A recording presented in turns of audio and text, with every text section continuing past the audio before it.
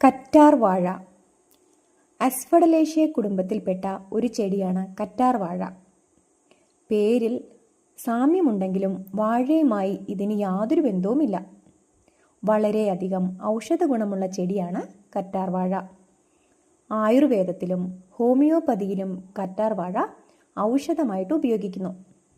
ത്വക്ക് രോഗങ്ങൾക്കുള്ള നല്ലൊരു പ്രതിവിധിയാണ്. തണ്ടില്ലാത്തതോ ചെറിയ തണ്ടോട് കൂടിയതോ ആയ ഇത് 80 മുതൽ 100 സെൻറ്റിമീറ്റർ ഉയരത്തിൽ വരെ വളരുന്നു. ഇലകൾ ജലാംശം നിറഞ്ഞു വീർത്തവയാണ്.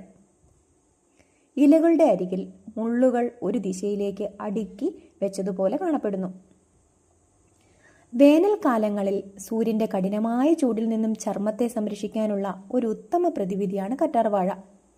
ഇതിൻ്റെ ജെൽ ചർമ്മത്തിൽ തണുപ്പ് നിലനിർത്തുകയും മൃദുത്വം നഷ്ടപ്പെടാതെ കാക്കുകയും ചെയ്യുന്നു. ധാരാളം ആൻറ്റി ഓക്സിഡൻറ്റുകളും ധാതുക്കളും അടങ്ങിയിരിക്കുന്നു.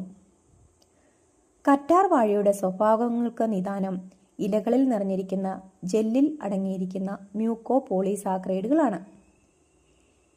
ജീവകങ്ങൾ, അമിനോ അമ്ലങ്ങൾ, ഇരുമ്പ്, മാംഗനീസ്, കാൽസ്യം, സിങ്ക്, എൻസൈമുകൾ തുടങ്ങിയവ ഈ കറ്റാർ വാഴയിൽ അടങ്ങിയിരിക്കുന്നു. നല്ലൊരു ആൻറ്റി ഓക്സിഡൻ്റ് ആണ്. കൂടാതെ ബാക്ടീരിയ, പൂപ്പൽ എന്നിവയെ ചെറുക്കുന്നതോടൊപ്പം രോഗപ്രതിരോധ ശേഷിയും വർദ്ധിപ്പിക്കുന്നു.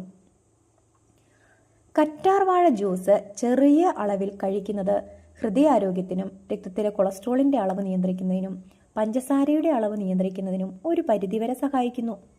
മുടിയുടെ ആരോഗ്യത്തിനും ചർമ്മ സംരക്ഷണത്തിനും ഈ കറ്റാർ വാഴ വളരെ നല്ലതാണ്. ദഹന പ്രക്രിയയ്ക്കും കുടലിൻ്റെ ആരോഗ്യത്തിനും വായിലെ അൾസറിനും താരൻ, എക്സിമ എന്നിവയുടെ ചികിത്സയ്ക്കും ഈ കറ്റാർ വാഴ ഉപയോഗിക്കുന്നു. ഒരു വീട്ടിൽ ഒരു കറ്റാർ വാഴയെങ്കിലും നടേണ്ടത് നമ്മുടെ ആവശ്യകതയാണ്.